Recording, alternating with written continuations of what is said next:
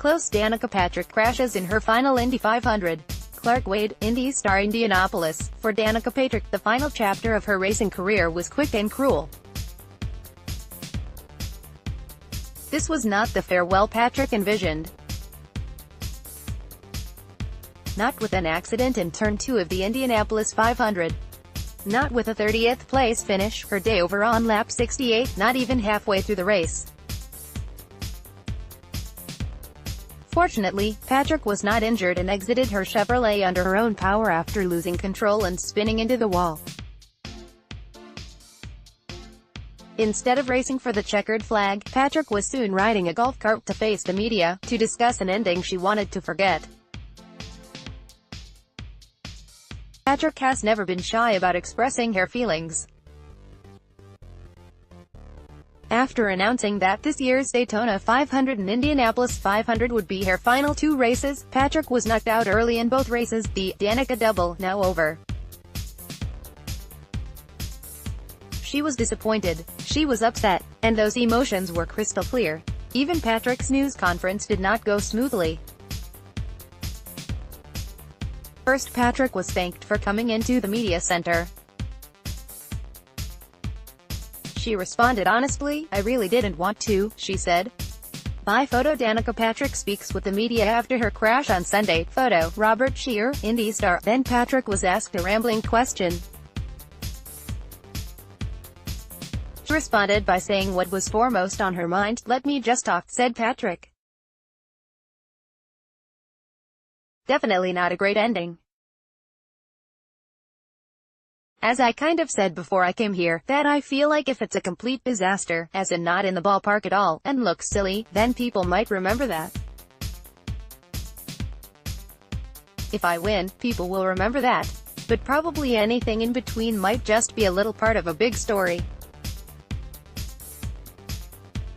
So I kind of feel that's how it is. I'm appreciative of all the fans, for GoDaddy, for Ed Carpenter Racing giving me a good car.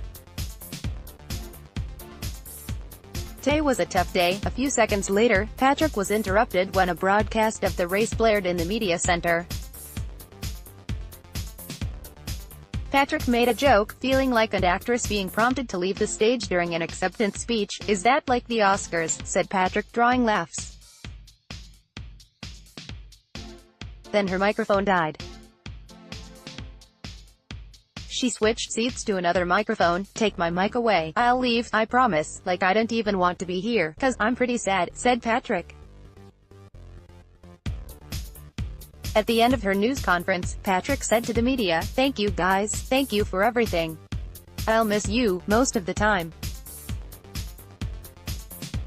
Maybe you'll miss me just a little." Patrick will be missed without question, especially by fans drawn to her accomplishments and charisma.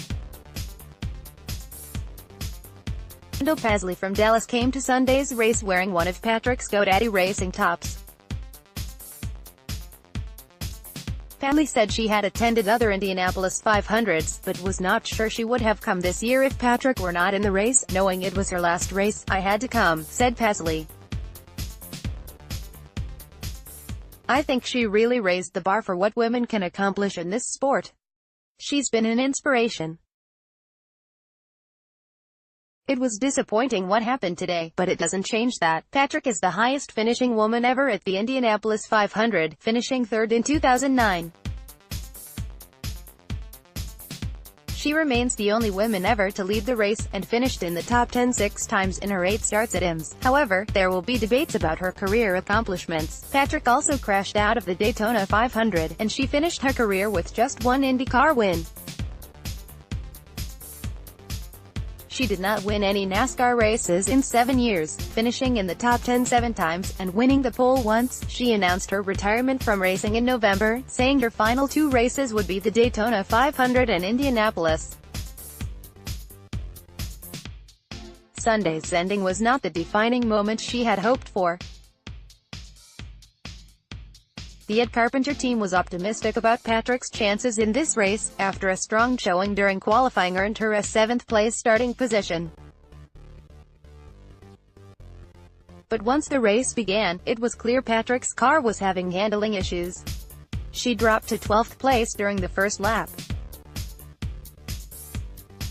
Then came the crash. I'm not really sure what happened, said Patrick. They said they looked back at the data and there was a little lift in the middle, a little understeer. The car was a little bit positive today and was turning a bit more than I wanted it to.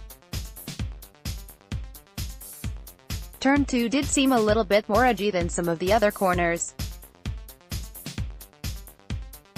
I can't say at that point in time I was on the edge, or felt like I was. It swung around as soon as I recommitted back to the throttle. I wasn't expecting it by any means.